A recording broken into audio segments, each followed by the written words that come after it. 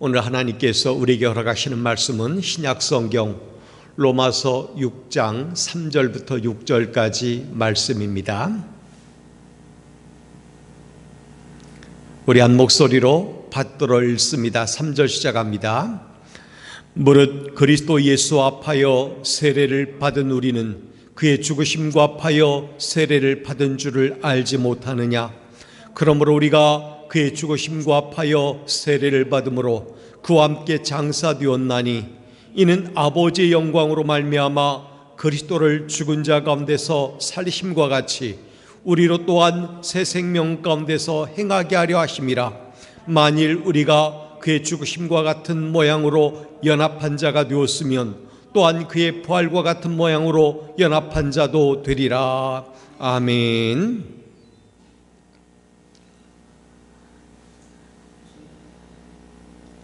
오늘도 우리 하나님께서 예배 주신 은혜와 평강이 여러분과 함께 하기를 바랍니다. 전 오늘 함께 읽은 말씀을 가지고 이제 우리는 하나님의 자녀입니다 라고 하는 신앙 고백을 겸한 제목으로 말씀을 나누려고 합니다. 여러분, 저나 여러분 모두 하나님의 자녀인 줄 믿으시기 바랍니다. 영접하는 자, 곧 그의 이름을 믿는 자들에게는 하나님의 자녀가 되는 권세를 주셨다고 주께서 분명히 우리에게 말씀해 주셨습니다.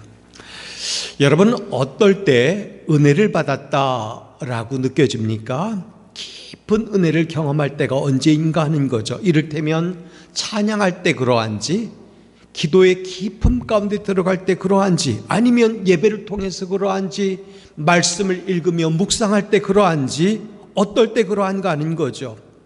이제까지 우리는 수도 없이 많은 은혜의 방편들을 경험해 왔습니다. 그래서 보통 교회 생하는 여러 가지 일들을 가지고 은혜의 방편을 말하게 되는데, 그 중에 말씀의 예전, 또 성례전, 또는 기도나 찬양, 이런 것들이 있다는 거 우리가 알 겁니다. 오늘 우리는 은혜의 방편인 세례에 관해서, 성만찬 예전 가운데 세례에 관해서 여러분과 함께 이야기 나누려고 합니다. 여러분은 이미 삼위일체 하나님의 이름으로 세례를 받았습니다. 그러니 우리는 이미 하나님께 드려진 바 되었고 하나님의 거룩한 백성으로 하나님의 자녀로 살게 되었다는 증거를 가진 것입니다. 원래 세례라고 하는 말은 침례교에서 하는 침례와 같은 의미죠. 물에 잠근다 라는 의미일 것입니다. 이것은 성경에서 두 가지 의미를 선명하게 우리에게 나타내 줍니다. 하나는 씻는다 라는 뜻이고, 또 하나는 기름을 붓는다 라는 뜻인 거예요. 그러니까 우리가 세례를 행할 때 마치 성령의 은혜 안에서 우리 머리에 기름이 부어지는 것과 같다는 거예요. 물론 주께서 흘리신 보혈의 피로 씻김을 받는 시간이기도 한 것입니다. 바울은 본문에서 우리가 새 생명 가운데 행하려면 주님과 연합이 있어야 된다고 말하고 있습니다. 연합. 그러니까 요한복음에 나오는 대로 주님은 나무고 우리는 가지다 하는 그런 연합을 의미하는 거겠죠. 떨어지지 않은 관계, 하나로 연결된 관계를 말하는 것이고, 생명이 전달되고 통하는 관계, 그리고 교통하는 관계, 그분께 더 가까이 나가는 관계, 이 모든 것을 연합이라고 볼 수 있을 것입니다. 그리고 이 역동적인 연합을 이루기 위하여 우리에게 필요로 제시된 게 세례로 오늘 바울 사도는 우리에게 말해주고 있습니다. 물론 여기서 말하는 세례는 세례의식을 얘기하는 게 아니에요. 우리는 세례의식도 중요하다라는 걸 놓치면 안 돼요. 그러나 세례의식보다 더 중요한 게 뭐냐? 세례의 진정한 의미라는 거죠. 세례의 참뜻. 오늘은 여기에 집중하려고 하는 것입니다. 여러분, 세례의 진정한 의미, 이게 어떤 의미일까요?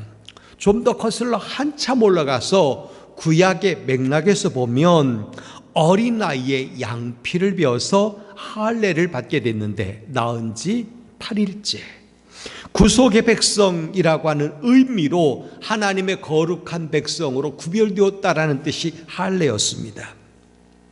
근데 이것이 신약에 들어와서 물의 잠김과 올라오는 내식을 통해서 옛사람은 죽고 새 사람이 되는 구속을 나타내는 의미로 개선이 되는 것입니다.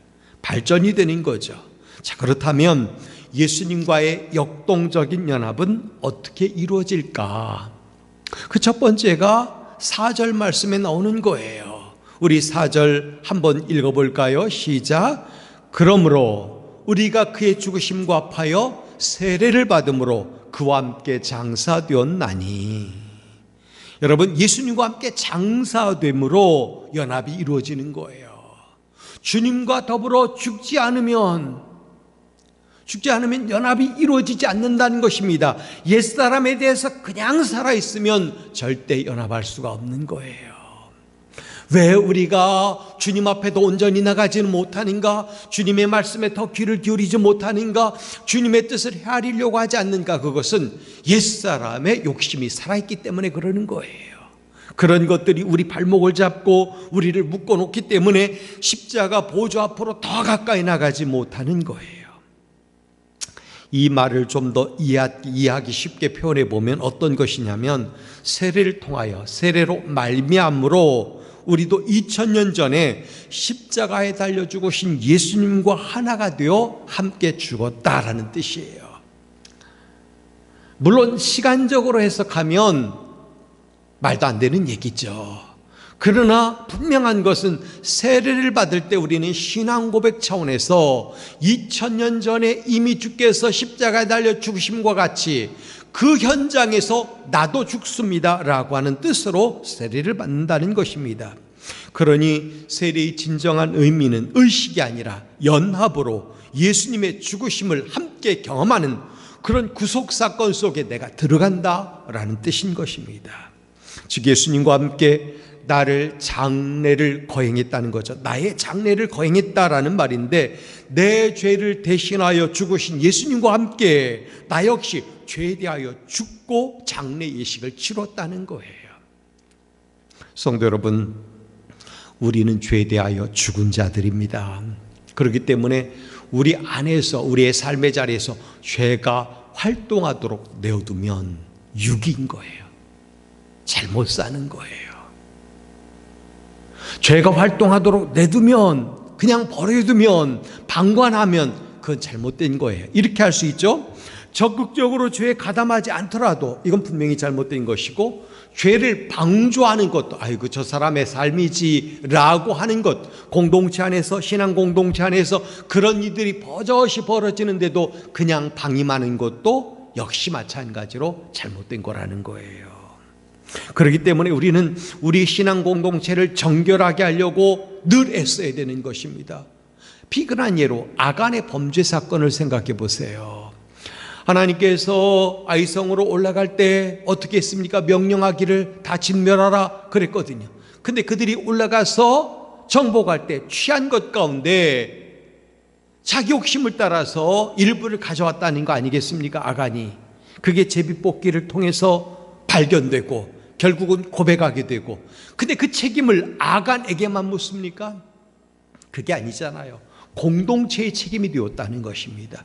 우리는 그런 차원에서 보면 죄에 대해서 죽었다라는 말을 들을 때, 여러분 이건 굉장히 큰 포괄적인 의미를 갖는다는 것입니다. 내가 죄에 대해서 죽었다는 것은 내 공동체도 죄에 대하여 죽었다는 거예요. 그래서 우리는 가정을, 여러분의 생각을, 또는 여러분의 활동 반경 안에 있는 모든 것들을 항상 거룩하게 하려고 애써야 되는 것입니다. 하나님 보시기에 정결하게 만들어 놓으려고 해야 되는 거죠.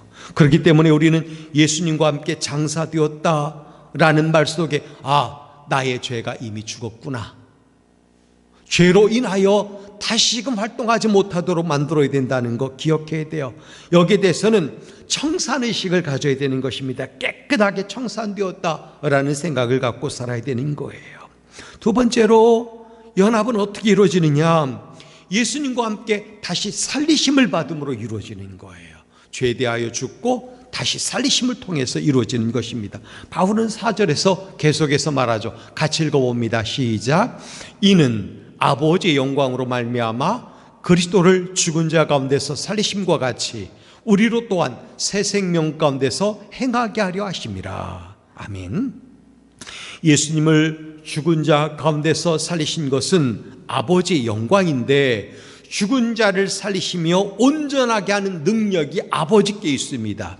즉 예수 그리스도께서 다시 살아나실 수 있었던 것은 하나님의 영광 곧 하나님의 능력으로 말미암은 것입니다. 근데 이 영광 곧 능력이 우리를 또한 살리신다는 것이에요.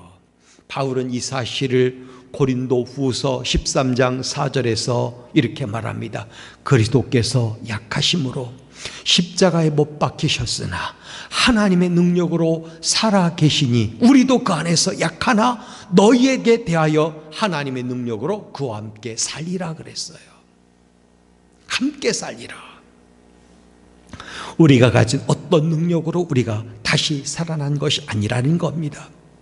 우리의 힘으로 그리스도와 함께 연합하여지고 또 거룩하여지고 그리스도의 장성한 분량에까지 자라는 게 아니에요. 거기에 우리의 어떤 의지나 능력은 전혀 도움이 안 돼요. 있지도 않습니다. 오직 하나님의 능력이 그리스도를 통하여 그렇게 나타내 주셨다는 것입니다. 왜 살리실까요? 우리로 또한 새 생명 가운데서 행하게 하려 하심이라. 그러잖아요. 우리로 새 생명 가운데서 행하게 하려 하심이라. 이게 오늘 말씀 가운데 나와 있는 분명한 의미예요. 새 생명은 그리스도와 연합한 가운데서 이루어지는 하나님 자녀의 독특한 삶의 방식이에요. 새 생명, 다시 얻은 생명, 다시 입혀진 생명이에요. 이 삶을 유지해주는 원동력은 그리스도입니다. 따라서 이 삶을 우리가 지속적으로 이루기 위해서는, 유지하기 위해서는 그리스도 안에 거해야 되고 그리스도의 말씀이 우리의 마음을 풍성하게 만들어 줄 때 그렇게 되는 거예요. 가지가 그 나무에 붙어 있지 아니하면 어떻게 됩니까?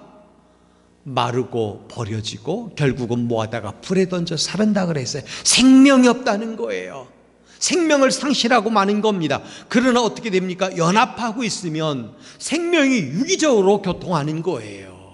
거룩한 교제 안에서 그의 생명은 열매를 맺는데 풍성하게 맺는다는 거죠. 질문 하나 하고 넘어가면 좋겠습니까? 여러분, 세례는 꼭 침례여야만 할까요? 성경에는 침례가 아닌 다른 형태로도 나타납니다. 예를 들면 레위기 16장 14절 말씀에 보면 수송아지의 피를 손가락으로 뿌리는 이야기가 나옵니다. 또 손가락으로 그 피를 속죄소 앞에 7번 뿌리라 라고 했습니다. 민수기 8장 7절에도 보면 하나님께서는 모세로 하여금 레위인을 정결하게 할 때 속죄의 물을 그들에게 뿌리라고 말을 했습니다. 정결의 피도 그렇게 했습니다.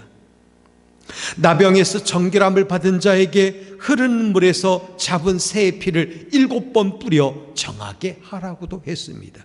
그러니까 속죄나 정결제를 행할 때 뿌리도록 했다는 거예요. 물론 세례 형식도 중요합니다. 그래서 어떤 사람은 개신교 가운데 침례교가 아닌 다른 곳에서 받은 이 약식 세례라고 하죠. 손을 얹고 물을 뿌려서 하는 거, 그 세례가 가볍다 또는 만족하지 못한다 해서 다시 침례를 받는 사람들도 있다 그래요. 그러나 그건 의미가 없는 거예요. 여러분, 세례의 형식에 집착하지 말길 바랍니다. 물론 형식도 중요하지만 형식이 본질을 대신할 수는 없다는 거예요. 그러면 세례의 본질적인 의미가 어떤 걸까요? 세례는 예수님과 밀접한 관계를 맺는 의식이에요. 세례는 속죄의 죽음과 밀접한 관계를 맺고 있다는 것입니다. 그래서 오늘 저는 3가지 이야기를 여러분과 함께 나누려고 해요. 첫 번째, 세례가 어떤 의미일까? 죄 씻음의 공적인 표지입니다. 세례는 뭐냐?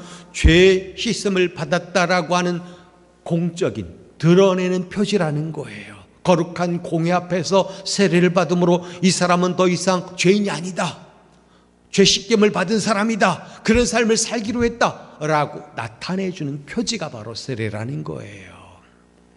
그러니 세례받는 것은 굉장히 중요한 거예요. 성경적으로 교회를 정의하는 표현은 굉장히 많습니다. 그중 하나가 바로 하나님께 부름받은 사람들의 모임, 공동체라는 거죠. 부름받은 자들의 모임, 이게 교회예요. 하지만 이 말의 진정한 뜻을 알지 못하면 오해할 수가 있습니다. 뭐냐? 교회는 세상과 완전한 분리가 되어야 한다라는 말이 아니에요. 세상을 등진 사람들의 모임이다라는 말이 아니에요. 만약에 이 말이 성립하려면 우리는 세상 가운데 살면 안 돼요. 따로 떨어져서 산속에 들어가든 또는 어떻게 하든 그래서 은둔자처럼 살아야 되는 거죠. 과거에 그렇게 살았던 사람들도 있었어요. 그러나 교회는 그게 아니고 하나님께서 우리를 부르심이 세상으로부터의 분리를 의미하지만은 않아요.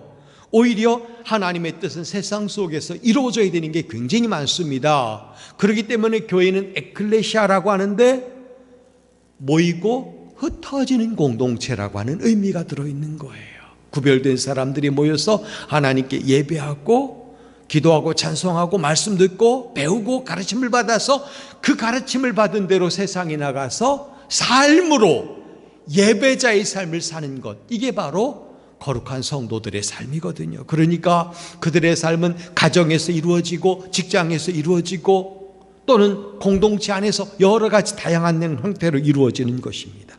그러므로 말미암아 우리가 속해 있는 곳은 바로 하나님의 선교가 이루어지는 현장인 거예요. 이것을 우리가 놓치면 안 되는 거죠.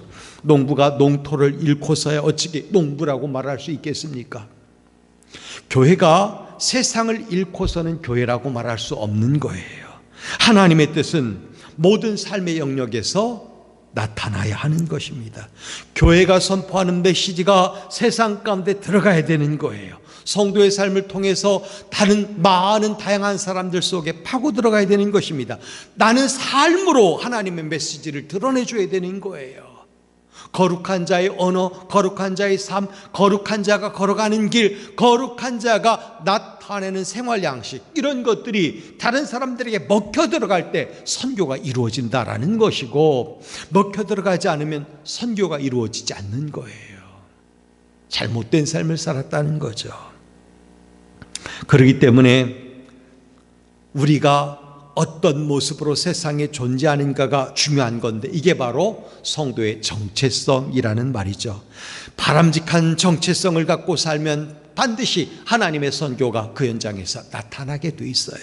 그러나 본질적으로 바람직한 정체성을 갖지 못하고 살면 교회는 실력을 드러낼 수가 없는 거예요. 즉 하나님의 선교가 막히는 거예요. 왜곡된 삶이 그걸 막히게 만드는 거예요. 요즘 교회 영향력 얼마나 될까요? 과거에는 그렇지 않았어요. 영향력이 없다는 거예요. 아예 조롱거리가 되었어요. 드라마 보죠? 이상하게 이중적이고 이율배반적이고 뒤에서 나쁜 짓 하는 사람의 모습으로 개신교 예배자들, 성도들을 나타내주고 있어요. 의도적으로 그렇게 만드는 것 같아요. 그렇다면 성도는 무엇으로 정체성을 드러내야 할까요? 성도가 드러내야 되는 정체성은 회개와 세례입니다. 그래서 교회는 회개와 세례가 존중되는 풍토를 만들어야 되는 거예요. 세례를 베푸는 의미가 여기 있음을 알아야 하는 거예요. 세례가 얼마나 가볍게 여겨짐을 받고 있는지 몰라요. 지금은 성령의 부심이 있는 세례가 되어야 되는데, 베드로 같은 경우도 성령의 부르심이 있고 난 뒤에 많은 사람들 앞에서 얼마나 위대한 설교를 했습니까? 설교의 내용은 뭡니까? 너희가 예수를 못 박아 죽였다라는 말이었어요. 하지만 하나님께서 너희가 죽은 예수를 다시 살리셨다. 그리고 그 부활하신 예수 그리스도에 대하여 우리가 증인이다. 이 설교를 했거든요. 이때 유대인들이 마음에 찔림을 받았다고 그랬어요. 그래서 하는 말이, 형제들아 우리가 어떻게 할까? 마음에 회개가 일어나는 거예요. 그때 베드로는 그들에게 정체성을 분명히 할 것을 요구했습니다.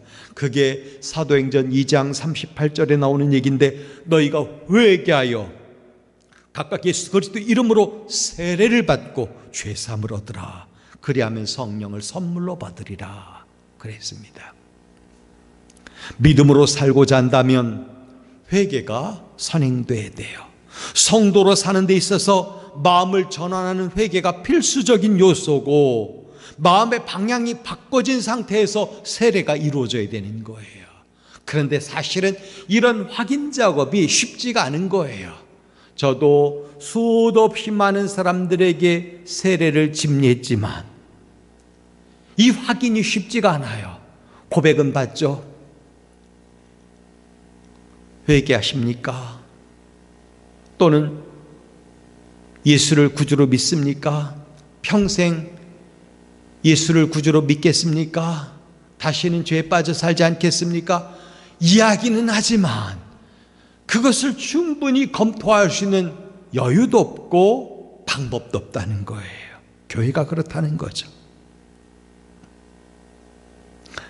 그럼에도 불구하고 세례는 내가 세상에서 지은 모든 죄를 회개하고 하나님의 자녀가 되기를 원합니다, 예수를 구주로 믿기 원합니다 해서 받는 게 세례라는 거예요. 그렇기 때문에 회개의 객관적인 표징이 세례라고 말한다는 거죠. 물론 세례가 구원의 필수적인 요소일 수는 없어요. 그러나 성경의 정신에 따르면 세례가 구원의 표시가 된다는 것입니다. 세례를 죄 씻음의 공적인 표지라고 말하는 이유도 거기에 있는 거예요. 여러분, 세례를 받았다라는 말은 예수 그리스도께 마음을 두고 살겠다라고 하는 고백인 것입니다. 예수님의 마음과 합하여 다시는 죄에 빠지지 않는 그런 삶을 살겠습니다 라고 고백한다는 거예요. 그런 차원에서 보면 우리는 회개, 세례 연관된 삶에 대해서 깊은 고민을 하면서 내가 세례를 받았으니 다시는 죄가 내 삶 안에서, 내 생각의 영역 안에서 준동하지 못하도록 통치해야 되겠다, 다스려야 되겠다, 내 힘으로는 부족하니 성령의 능력을 입어야 되겠다, 그 생각을 가져야 된다는 거예요. 여러분 안에서 죄 씻음의 공적인 표지인 세례가 충분히 진정한 의미가 될 수 있도록 죄를 다스릴 수 있게 되기를 주님의 이름으로 부탁드립니다. 성도 여러분, 여러분이 세례를 받았던 그때로 돌아가길 바랍니다. 어떤 마음으로 세례를 받았습니까? 철저한 회개가 동반되었는가 하는 거예요. 변화된 삶, 이제부터는 죄인의 신분에서 예수님의 사람으로 살겠다라고 하는 결심이 우리 안에서 이루어져야 하는 것입니다.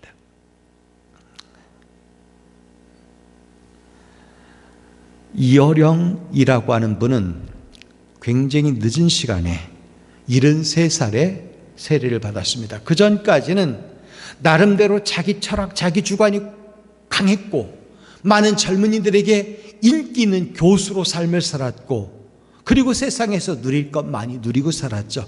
그런 그 사람이 자기 딸의 슬픔의 사건들을 보면서 하나님 앞에 나가 회개하는 이야기가 나왔었어요. 그래서 그가 온누리교회에서 세례를 받고 하나님의 백성이 되는 이야기가 간증으로 나왔던 적이 있었어요.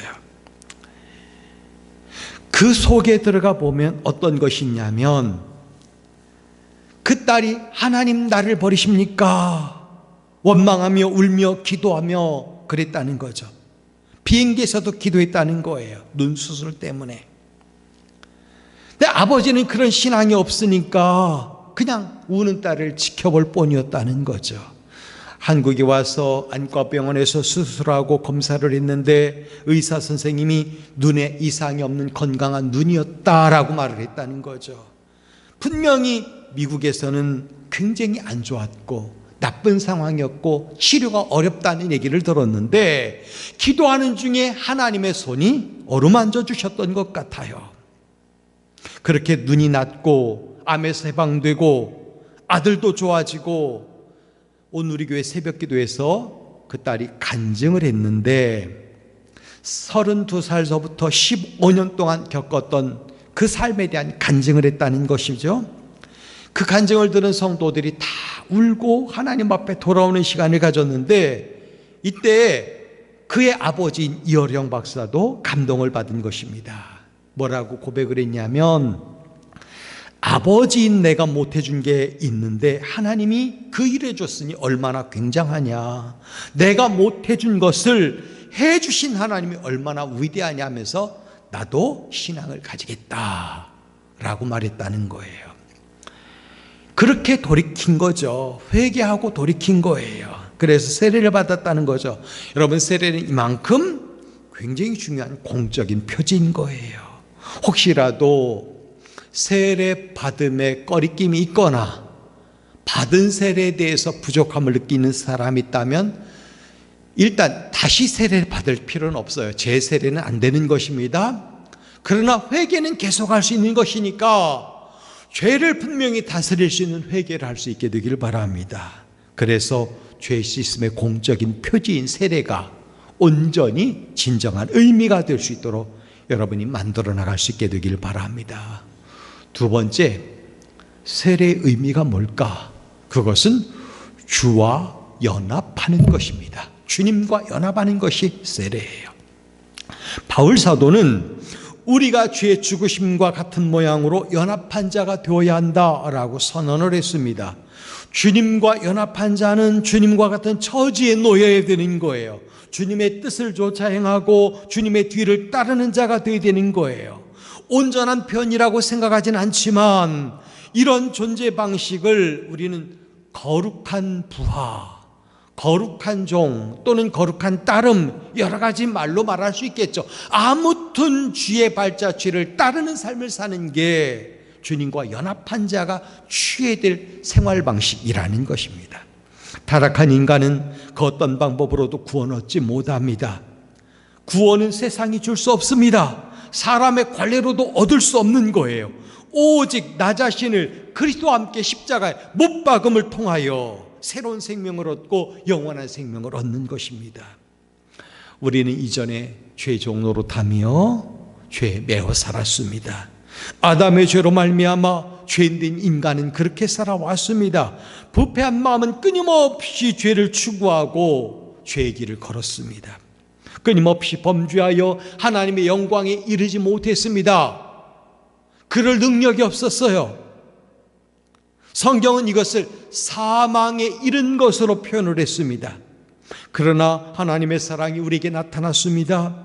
우리의 죄와 책임을 모두 예수 그리스도께서 지신 십자가에 전가시키신 것입니다. 이로써 우리가 예수를 구주로 믿음으로 말미암아 우리의 죄가 그쪽에 전가되었으니까 새로운 생명으로 하나님의 백성으로 태어났다는 거예요. 새 생명을 얻었다라는 거죠. 그러므로 누구든지 그리스도와 연합한 자는 영원한 생명을 얻고 구원을 얻게 되는 것입니다. 주와 연합한 표지가 우리 마음속에 있는 구원의 기쁨이에요. 하나님에 대한 찬양입니다. 새로운 삶에 대한 기쁨이에요. 우리는 이것에 대해서 굉장히 깊은 통찰력을 가져야 돼요. 왜 그러냐면 사실은 계속해서 여러 상황과 삶에 얽매여 있어서 우리가 슬픔 가운데 빠질 때가 많거든요. 근데 새 생명을 얻은 사람들은 주 안에서 즐거워해야 돼요. 그런 상황을 만들어 주신 주님께서 그 상황 또한 다스려 줄 줄 믿고 나가야 되는 거예요. 저도 최근에 묵상하면서 얻은 결론이 그것입니다. 하나님께서 열어놓으신 곳까지만 나는 갈 뿐이다 라는 거죠. 여러분, 그래요. 그 이상을 우리가 어떻게 뛰어넘을 수 있어요?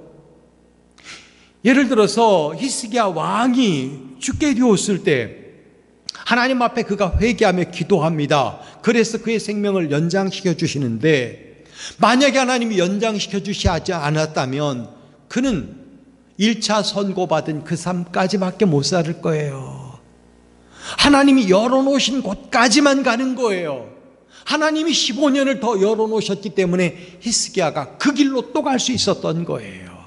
여러분, 오늘 우리도 그렇습니다. 주님과 연합된 상태로 하나님께서 열어놓으신 곳까지만 최선을 다해서 가는 거예요. 문제는 우리가 거기까지 가는데 최선을 다하지 않는다는 거예요. 설렁설렁할 때도 있고, 남의 뒤를 따라갈 때도 있고, 어떤 때는 슬퍼하며 갈 때도 있고, 심지어 상황을 원망하며 살면서 그 길을 걸어갈 때도 있다는 거예요. 여러분, 그러지 맙시다. 우리는 하나님께 새 생명을 얻은, 즉 주님과 연합된 생명으로 최선을 다하는 삶을 살아야 돼요.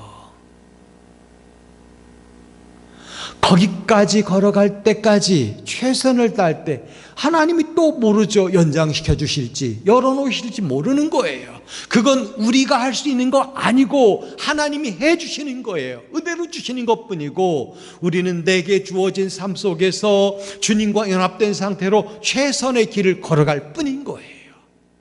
그게 하나님이 기뻐하시는 삶인 거예요. 그러므로 우리는 더 이상 죄의 종로로 타는 삶이 아니라 거룩한 길 가는 사람답게 주님이 설정해 놓으신 곳까지 최선을 다해서 한 발짝 한 발짝 걸어가는 그런 삶을 살면 되는 것입니다. 사실 내가 경험해야 되는, 또 감당해야 되는 상황을 보면 쉽지 않은 게 많습니다. 그렇지만 우리 하나님께서 주와 연합된 백성이 걸어가는 그 길에 고통당하게, 슬퍼하게만 만드시겠습니까? 분명히 말씀드릴 수 있는 것은 흉악의 결박을 끌어주시고 모든 질병의 착고에서 우리를 벗어나게 하실 것이고, 때로는 무거운 짐은 대신 져주실 것이고, 앞이 막혀있는 것은 요단강을 깨듯이 홍해를 가르듯이 우리 앞길도 갈라놓으시고 걸어가게 하실 거라는 거예요. 그리스도와 연합된 자의 생명을 가진 삶, 이 삶을 살아가면 되는 것입니다. 그렇다면 우리가 어떻게 해야 주와 연합할 수 있겠을까요? 다른 거 없습니다. 예수를 구주로 믿는 거예요. 로마서 1장 17절에 보면 오직 의인은 믿음으로 말미암아 살리라 그랬어요. 바울도 자신을 십자가에 못 박는 것이 그 삶이라고 갈라디아서 2장 20절에서 말하기를, 내가 그리스도와 함께 십자가에 못 박혔나니 그런즉 이제는 내가 사는 것이 아니요 오직 내 안에 그리스도께서 사시는 것이라. 이제 내가 육체 가운데 사는 것은 나를 사랑하사 나를 위하여 자기 자신을 버리신 하나님의 아들을 믿는 믿음 안에서 하는 것이라 그랬습니다. 여러분, 믿음 안에서 살길 바랍니다. 이것이 하나님의 백성이 위대하게 되는 방법이고, 또 이 세상에서 가장 복되고 잘된 삶을 사는 방법이에요. 주님과 함께 생명의 부활로 연합된 삶을 살아가길 다시 한번 부탁드립니다. 마지막 세 번째, 세례의 의미가 뭐냐? 거룩한 교회의 일원이 되는 것입니다. 거룩한 교회의 일원이 되는 거예요. 시편 133편 1절을 보면 형제가 연합하여 동거함이 어찌 그리 선하고 아름다운가, 이렇게 말을 했어요. 여러분, 이건 거룩한 신앙 공동체를 말하는 거예요. 하나님의 집을 얘기하는 것입니다. 가정이 하나님의 집이고 또 교회가 하나님의 집이거든요. 여러분, 여기 아름다운 연합이 있어야 되는 것입니다. 거룩한 교회의 일원. 최근에도 보면 노예 안에 교회에 갈등이 있어서 소송이 되어 있는 그런 교회도 있어요. 슬픔이죠. 그러므로 말미암아 교회가 찢기고 거룩한 교회의 일원이 된 사람들이 떠나고 이런 일들이 많다는 것입니다. 잘못된 거예요. 하나님께서 창조하시며 보시기에 좋았더라 그러지 않았습니까? 그러면 가정도 하나님 보시기에 좋아야 되고, 여러분 한 분 한 분도 하나님 보시기에 좋아야죠. 하나님 보시기에 좋은 존재, 그게 목표가 될 수 있길 바랍니다. 하나님이 우리 가정을 만들어 놓으셨으면 하나님 보시기에 좋은 가정 돼야죠. 여러분 때문에 그게 이루어지길 바랍니다. 서로 아름다운 존재로 동고동락하는 거예요. 이보다 더 좋을 수 없다 라는 거죠. 보시기에 심히 좋았더라라고 할 때 심히라는 말, 매우드라고 읽는데 굉장히, 매우, 대단히라는 뜻이에요. 비교할 수 없는 탁월함을 가진 그런 삶이라는 거죠. 이왕이면 이렇게 꿈꿔봅시다. 내 삶이 비교할 수 없는 그런 탁월한 삶을 사는 존재, 하나님 보시기에 아름다운 존재가 되면 얼마나 좋을까. 그렇게 자기 인생을 꿈꿔보시고, 내가 만들어 놓은 가정, 비교할 수 없는 굉장히 아름답고 행복한 가정, 이런 생각을 갖고 여러분들이 삶을 추구해 간다면 하나님이 그 삶에 복 주시지 않겠어요? 날마다 어루만져 주실 거라고 생각을 합니다. 어루만져 주시면 참 좋다, 내가 이것도 주고 싶고 저것도 주고 싶다, 그러지 않겠습니까?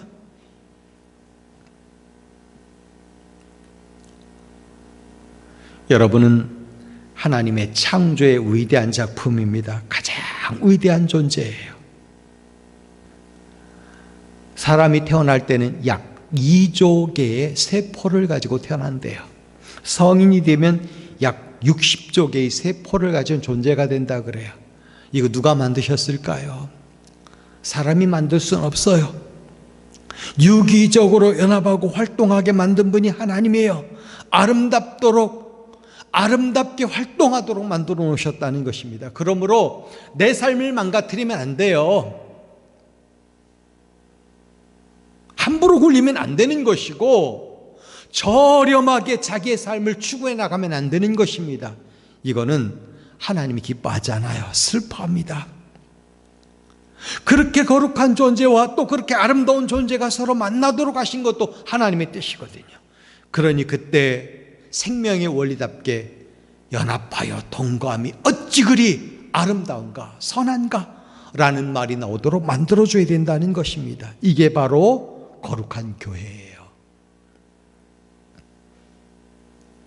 바울은 지체 간의 협력과 연합이 필요함을 설명하기 위해서 사람 몸을 가지고 설명했어요.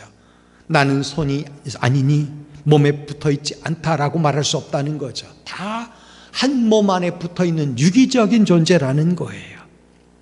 그런데 그 중에는 지체의식 없이 행동하는 사람들이 종종 나타납니다. 자기 주장이 강함으로, 또는 교만함으로, 또는 책임의식이 없음으로 그런 삶을 사는 사람들이 공동체 안에 많이 있어요. 그러나 이제부터 우리는 그렇게 하면 안 돼요. 배려와 존중, 남을 먼저 위해주는 마음, 그리고 들어주는 마음, 이런 것들을 가져야 되는 것이에요. 내가 열심히 일함으로 다른 사람이 먹으면 행복한 거고요, 내가 열심히 걸어감으로 다른 사람이 뒤에 그 길을 따라올 수 있으면 좋은 거예요. 만약에 내가 좀 더 일했는데 다른 사람이 더 좋은 걸 먹는다, 나 슬프다, 이렇게 말하면 공동체의식이 없는 사람인 거예요. 그런 사람들이 많이 있었어요. 교회 안에는 다양한 봉사자들이 있었거든요. 근데 찾아와서 원망하며 하는 말이, 나만 죄 지었어요? 왜 나만 많은 일을 해야 돼요? 이러는 거예요. 그러면 할 수 있는 말이 뭘까요? 힘들면 잠깐 쉬세요 라고 하는 것까지는 부드러운 말이고, 좀 더 심하게 나가면 힘들 때는 그 일 내려놓으셔야 됩니다 라고 말하면 그 사역의 현장에서 그 사람은 빠지게 되는 거예요. 상처받죠, 그렇게 되면. 여러분, 세례를 받은 분들은 거룩한 식구예요. 거룩한 교회의 일원이에요. 한 몸 공동체로 활동을 해야 되는 거예요. 기꺼이 협력하고 기꺼이 짐을 지며 영광도 고통도 함께 나누는 그런 공동체가 되어야 되는 것입니다. 아프면 함께 아파하고 좋으면 함께 좋아하고 그러는 거죠. 이제 우리는 한 몸에 붙어있는 지체라는 사실 놓치지 말길 바랍니다. 그래서 서로 그 몸을 귀하게 만들어갈 수 있도록 내가 할 수 있는 역량을 최대한 발휘해서 그 일을 지켜나가는 저와 여러분이 되길 바랍니다. 그렇게 될 때 주님의 집이 아름다워지는 것이고, 주님의 교회와 가정이 아름다워지는 것이고, 여러분들도 빛나는 거예요. 손이 태워버렸어요. 얼굴이 자기는 예쁘다고 반반하다고 사람들에게 얼굴만 자랑하니까 화가 나서 그랬대요. 그래서 얼굴을 안 씻어주는 거예요. 얼굴이 지저분해졌어요. 사람들이 그래가지고 얼굴만 싫어하는 게 아니라 그 사람도 싫어하니까 손도 자연스럽게 더 사람들에게서 멀어지고 말았대요. 어떻게 되는 걸까요? 갖고 주지 않으니까 그러는 거예요. 예를 들어서 쉽게 얘기해서 사람들이 많은데 기르던 애완견이 그 집에 있었어요. 아, 예쁘다 하면서 안아줘야 되는데 발로 툭툭 차고 저로 가 그러면서 사람들 옆에 오게 못했다면 다른 사람들이 와서도 발로 툭툭 차면서 저리 가 그럴 거라는 거예요. 내가 귀하게 여기는데 누가 건드려요? 못 건드리는 거예요. 여러분, 서로 아끼고 존중할 때, 거룩한 교회가 될 때 세상에 예수님이 계시다고 하는 소문이 나는 것이고, 그 공동체가 하나님의 거룩한 능력을 감지한 공동체라고 소문나는 것이고, 아름다운 곳이라고 소문나는 거예요. 그런 집, 그런 교회를 만들어갈 수 있는 저와 여러분이 되기를 바랍니다. 세례를 통해 이루신 하나님의 놀라운 축복이 저와 여러분 가운데 가득하길 바랍니다. 기도하겠습니다. 참 좋으신 아버지, 감사합니다. 오늘 우리는 세례에 관하여 깊은 도전을 받았습니다. 하나님, 죄 씻음의 공적인 표지로, 그리고 주님의 몸인 교회의 일원으로, 또 더 나아가서 우리가 한 몸 공동체일 뿐만 아니라 이제부터 살아가는 모든 날 속에서 하나님과 연합된 삶을 살아가기로 결단하는 그러한 백성으로 남은 생에 살아가게 하여 주옵소서. 우리 자신을 소중히 여기며 주님과 연합을 이룬 삶을 추구할 뿐만 아니라 다른 사람도 보고 우리 안에 예수님이 계시다고 하는 그런 인정을 할 수 있는 공동체로, 또 하나님의 백성으로 지어져 가게 하여 주옵소서. 예수님의 이름으로 기도하옵나이다. 아멘.